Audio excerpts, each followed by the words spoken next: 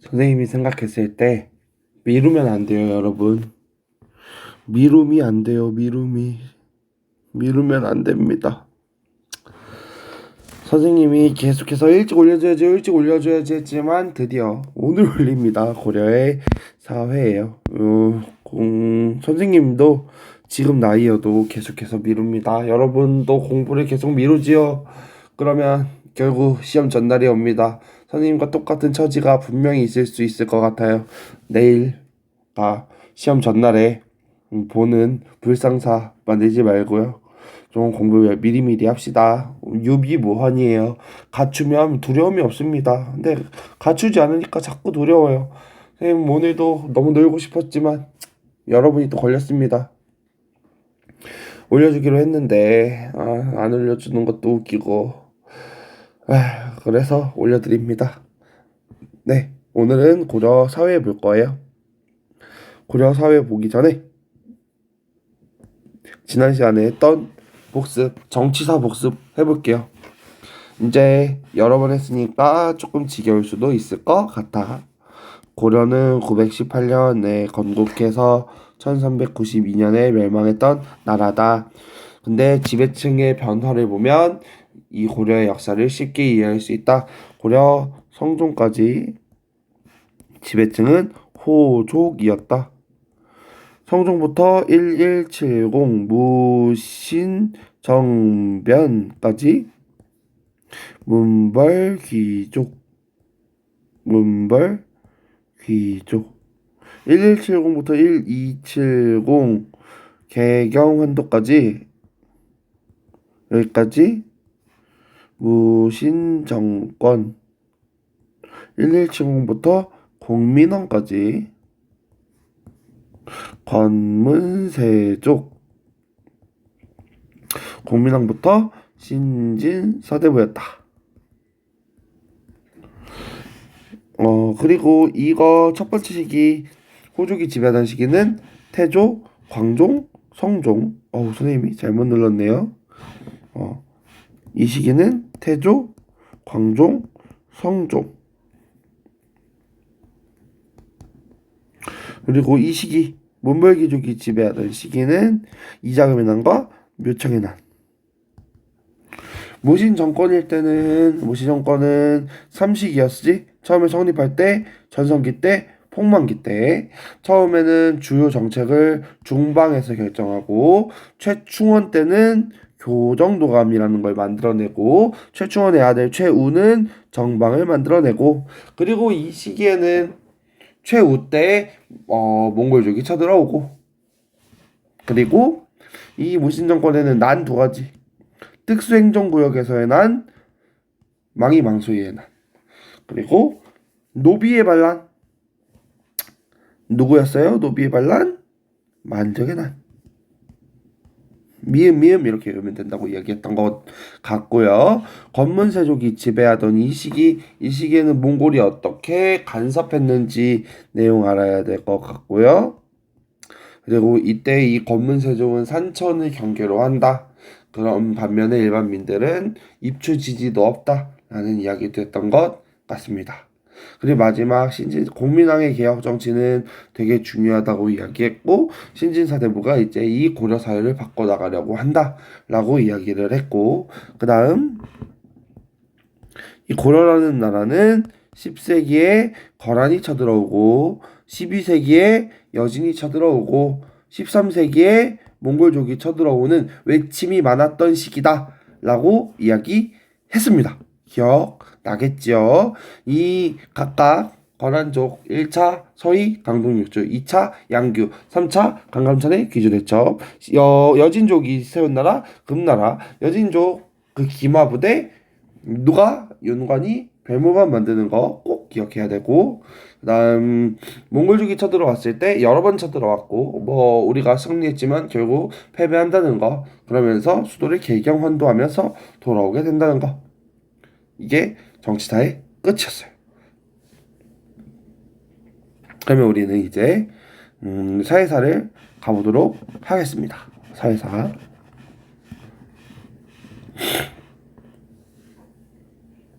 사회사는 이 그림이 핵심 포인트입니다. 이 그림은 고려 사회라고 하면 이 그림이 제일 먼저 떠올라야 될 것 같습니다. 선생님 생각에는 그래요. 이 그림이 어떤 것을 의미하는지 한번 살펴보도록 할게요.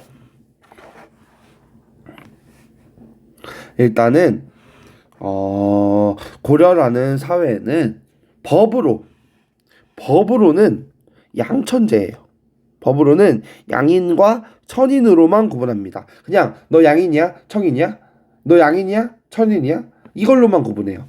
그래서 이 양인과 천인은 양인, 천인 그게 다릅니다. 이 양인과 천인은 권리가 있고 의무가 있겠지. 권리, 의무. 이거 선생님이 조금 더 옮겨 쓸게요.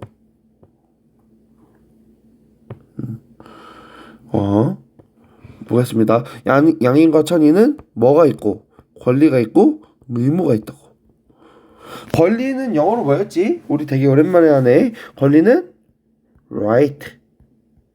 의무는 duty였어. 기억나지? 기억나야 돼요. 이 정도 단어들은. 양인의 권리는 의무부터 해야겠다. 양인은 납세의 의무가 있어. 이때 납세는 조세, 공납, 역이야. 즉 뭐냐면 세금도 내고 조세는 세금을 내는 거고 공납은 특산품을 내는 거고 역은 군대를 가는 거야. 납세의 의무가 있어. 그래서 권리도 있어. 권리는 과거를 응시할 수 있어. 그래서 국가의 관리가 될 수 있는 게 양인들이야. 천인은 납세의 의무가 없어. 그래서 권리도 없어. 그냥 제일 쉽게 구분하면 이렇게 구분할 수 있어. 이 정도의 구분은 머릿속에 딱 떠올라야 돼. 이거는 조선시대랑 똑같아. 조선시대도 신분을 양인과 천인으로만 구분했고 이 고려시대도 양인과 천인으로만 구분했어. 권리가 있고 의무가 있고. 봅시다. 양인은 납세와 군역의 의무가 있고 관직 진출이 가능해. 그러니까 의무는 납세와 군역의 의무, 권리는 관직 진출을 할 수 있는 권리. 양인은 국가 직역을 맡은 정호랑 직역이 없는 백정으로 구분합니다. 천인은 납세 의무 없고요. 군역의 의무 없어요. 군대도 안 가요. 그래서 관직 진출 불가합니다. 대부분 노비예요. 노는 남자를 뜻합니다. 비는 여자를 뜻해요. 그래서 남자 노비, 여자 노비 합쳐서 노비라고 부르는데 그게 이제 한 단어가 돼버린 거지. 보통 그냥 노라는 게 남자 천인을 노라고 부르고 비를 여자 천인이라고 부르는데 그냥 그게 이제 대표되는 말로 굳어진 거지. 노비라고. 근데 이제 살펴보면 양인이 어때? 정말 많겠지? 이 많은 양인을 그래서 구분해. 양인의 수가 정말 많고 천인의 수는 정말 적기 때문에 그 양인을 세부적으로 구분합니다. 나는 좀 더 특별한 양인, 나는 그냥 중간 정도, 나는 양인인데 쩌리 이렇게 나눕니다. 나누는 건 밑에 사람이 나눴을까 위에 사람이 나눴을까? 선생님 생각에는 위에 사람이 나눈 것 같아요. 왜냐면 나는 너네 밑에 것들과 다르다 이런 거 얘기하고 싶으니까. 보면 제일 위에는 문벌입니다. 문벌. 여기 문벌이요. 문벌. 왕실이나 다른 문벌 가문과 혼인하면서 선생님이 혼인하는 얘기 많이 했었던 것 같아요. 권력을 독점합니다. 그리고 과거와 음서로 진출해요. 직역의 대가로 받은 전시과의 토지를 받고요. 녹봉, 재산으로 화려하게 삽니다. 그러니까 최고 권력층이라고 이야기하면 좋을 것 같아요. 우리나라도 지금 뭐 대기업에 다니거나 또는 공무원인데 높은 급의 공무원들은 조금 더 우리가 좀 더 우러러 보거나 조금 더 크게 생각하잖아. 당시 지금도 그런데 과거에는 얼마나 더 그랬겠습니까? 하위 지배층이 있어요. 지배층이긴 한데 이 둘은 문벌과 향리, 서리, 직업, 군인 이 두 신분은 지배층이긴 한데 최고 지배층은 문벌인 거고 그 밑에 하위 지배층들이 있어요. 향리와 직업, 군인, 서리와 같은 얘들은 직역을 세습합니다.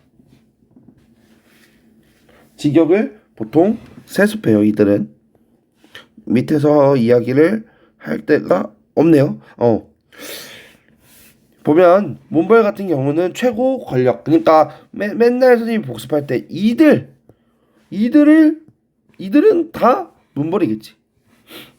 이들은 다 권력을 독점하고 음서로 진출해서 이제 자기가 열심히 시험 공부 안 해도 음서로 진출해서 자기가 직접 문벌이 되고 하위 지배층 그 밑에 지배층 향리, 서리, 직업, 군인은 뭐라고 해야 될까요? 지금 대한민국으로 따지면 7, 8, 9급 공무원들 8, 9급 행정 처리하는 사람들 예를 들어서 우리가 면사무소래요. 선생님은 면민이어가지고 면사무소라고 얘기했네요. 동사무소 이런 데 가면 등본 떼어주고 이런 분들 있잖아요. 그런 분들은 이제 지배층이긴 한데 하위 지배층인 거지. 근데 이들의 직업을 세습합니다. 그러니까 아빠가 군인이면 아들도 군인일 확률이 굉장히 높아요.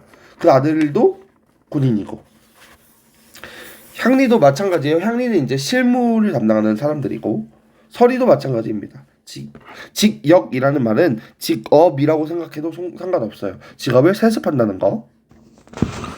향리 보겠습니다. 향리는 이 하위 지배층 중에 이 향리는 지방의 토착 세력이야. 기존의 호족인데 힘이 약한 호족들을 향리가 됩니다. 이들은 속현이랑 특수행정구역의 실질적인 운영을 담당해요. 여기 이 속현이나 특수행정구역 같은 경우에서는 여기에서는 완전 이 향리가 짱이에요. 향리가 거의 향리 말이 법이요. 조금 이 향리는 향리끼리 결혼합니다. 서로 비슷한 가문끼리 혼이 나고요. 기득권을 유지해요. 과거를 통해서 중앙관직에 진출하기도 하는데요. 네, 향리 같은 경우는 그래도 진출할 가능성이 조금 높았어요. 속현 기억나나? 지방관을 파견하면 주현이었고 지방관을 파견하지 못하면 속현이었지. 이거 제도는 조금 복잡하니까 꼼꼼히 공부했으면 좋겠어요. 그 다음에 이 세 번째에 들어가는 백정 보겠습니다. 백정은 양인 중 피지배층은 대부분 농민입니다. 국가의 직역이 없는 신분층을 백정이라고 불러요. 이 백정 우리 그 근현대사에서도 일제강점기 백정 형평운동할 때 나오지. 그때 선생님이 조금 설명했었지.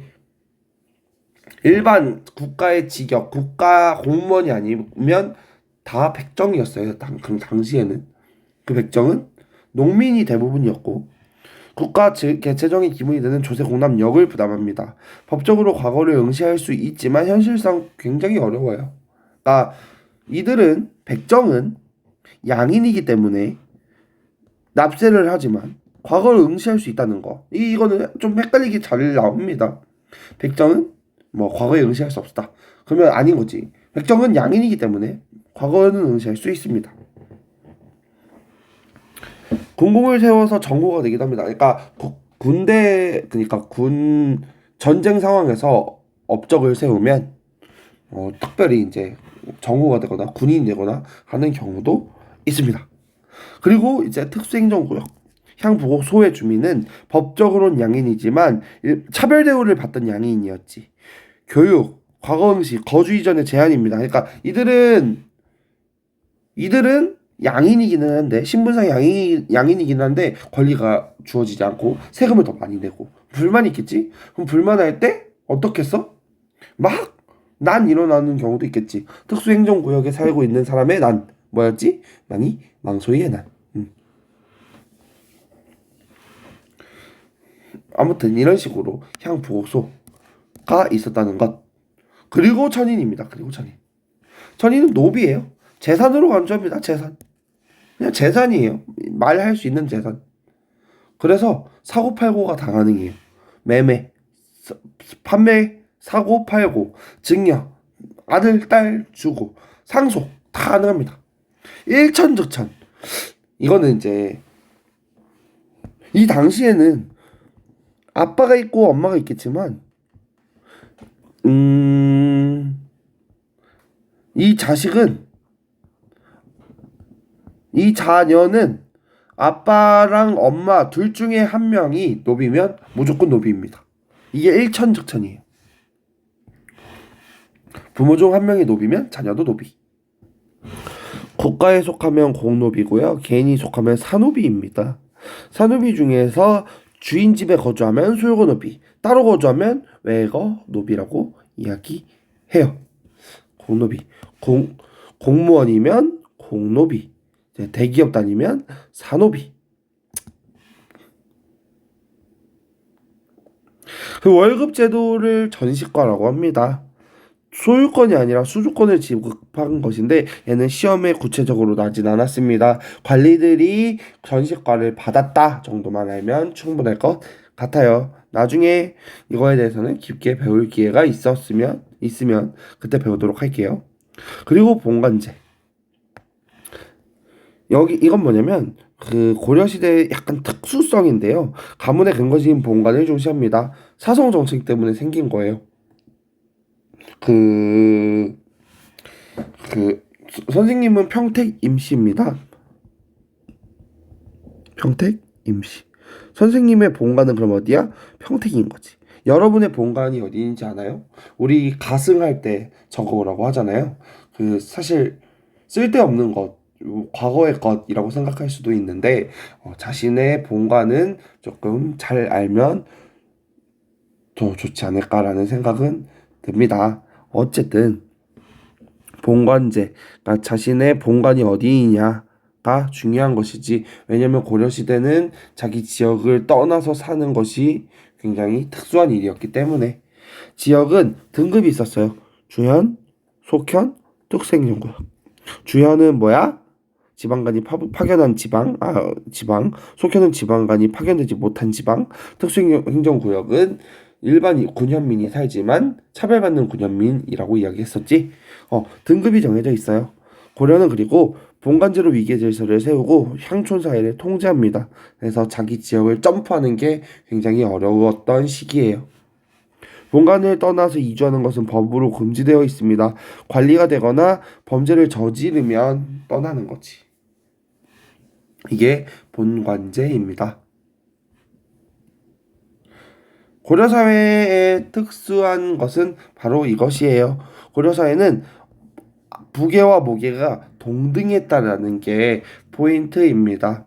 일부 일처제가 일반적이에요. 막 일부 일처제. 그러니까 남편 한 명에 처가 한 명인 거지. 조선시대는 그렇지 않았죠. 남편 한 명에 처가 여러 명이었어요. 일부 다처제였지. 근데 고려는 일부 일처제입니다. 막 어떤 관리가 야 중국은 일부 다처제하는데 왜 우리나라는 일부 일처제하냐 라고 얘기했다가 막 고려 여자들이 아 무슨 소리냐 이 싸가지 없는 놈아 하면서 막 손가락질했다는 내용이 담겨져 있습니다. 그걸 보면은 고려 사회는 남편과 아내의 권한이 동등했다라는 게 포인트입니다. 그 다음 혼인 후에는 일반적으로 처가에서 살아요. 그래서 처가살이입니다. 여성 중심으로 가족이 구성되어 있고요. 처가살의 포인트는 우리는 뭐라고 표현해요? 남자가 결혼하면 장가간다라고 하지? 이게 고려시대입니다. 조선시대는 시집간다예요. 이건 조선 후기. 고려시대. 우리나라의 원래 전통은 장가가는 게 전통이었어요. 그러니까 그 거침없이 하이킥의 정보석이 지붕 뚫고 하이킥이죠. 지붕 뚫고 하이킥의 정보석이 어디에서 사냐면 이순재 집에서 삽니다. 그러니까 장인어른과 함께 살아요. 그거는 웃음의 포인트였지. 그러니까 지금 우리나라 사람들이 보기엔 장가가서 처가에서 사는 것을 굉장히 부끄럽게 생각하는 사람들도 있고요. 좀 부정적으로 보는 사람들도 많고요. 편견이 있는데 이 조선 후기의 문화가 계속해서 이어져 왔기 때문에 우리가 그걸 이상하다고 생각하는 거지. 원래 우리나라 전통에는 장가간다가 맞습니다. 호정에는 남녀 구분이 없어요. 여성이 호주인 경우도 있고요. 균분상속, 윤회봉사. 균분상속, 상속을 당연히 N빵합니다. 아들과 딸 똑같이 N빵합니다. 막 어떤 아빠가 아들을 더 주고 싶었나 봐. 그래서 아들을 더 주려고 꼼수를 쓰니까 막 딸이 아빠한테 엉엉 울면서 아빠 나는 자식이 아니냐라고 막 울면서 막 항의하는 내용도 사료에 나와 있어요. 그러다 보니까 뭐 거의 지금이랑 똑같다고 볼 수 있지. 남성과 여성의 차별이 없었다는 거. 조선 후기에는 그렇지 않았습니다. 아들만 주고 또는 첫째만 주고 그랬거든요. 윤회봉사 그렇기 때문에 제사도 돌아가면서 지내요. 월급 똑같이 받았기 때문에 제사를 똑같이 받았기 때문에 뭐 제사도 훨씬 똑같이 돌아가면서 지냅니다. 이혼, 재혼 다 가능해요. 그래서 이 여성들이 굉장히 자유로운 모습도 보여줍니다. 북이랑 목이랑 똑같고요. 대를 이을 아들이 없으면 외손자가 대를 잇기도 하고 친조부모와 외조부모의 대우가 똑같습니다. 이거 조금 포인트예요. 친조부모, 외조부모. 그러니까 할머니, 할아버지 그리고 외할머니, 외할아버지가 대우가 똑같았어요. 근데 우리나라는 올해 2020년 올해 대우가 똑같아졌어요. 올해 이전에는 대우가 달랐어요. 이런 걸 살펴보면 조금 우린 고려시대를 살펴보면 우리가 원래는 남성과 여성이 정말 동등했다라는 것이 이게 우리나라의 제도였구나라는 생각도 듭니다. 음서, 친손자도 가능하고 외손자도 가능합니다. 이게 고려 사회였어요. 고려 사회는 일단 첫 번째 이 양천제를 구분하면서 양인, 천인, 양인 안에 문벌, 그다음에 하위 지배층, 그리고 백정 이렇게 나누는 것. 그리고 봉건제와 남성과 여성, 부계와 모계가 똑같았다는 것 알면 좋을 것 같습니다. 시험 범위는 이게 끝이네요. 네, 선생님 끝났습니다. 오늘 여기까지 하였습니다.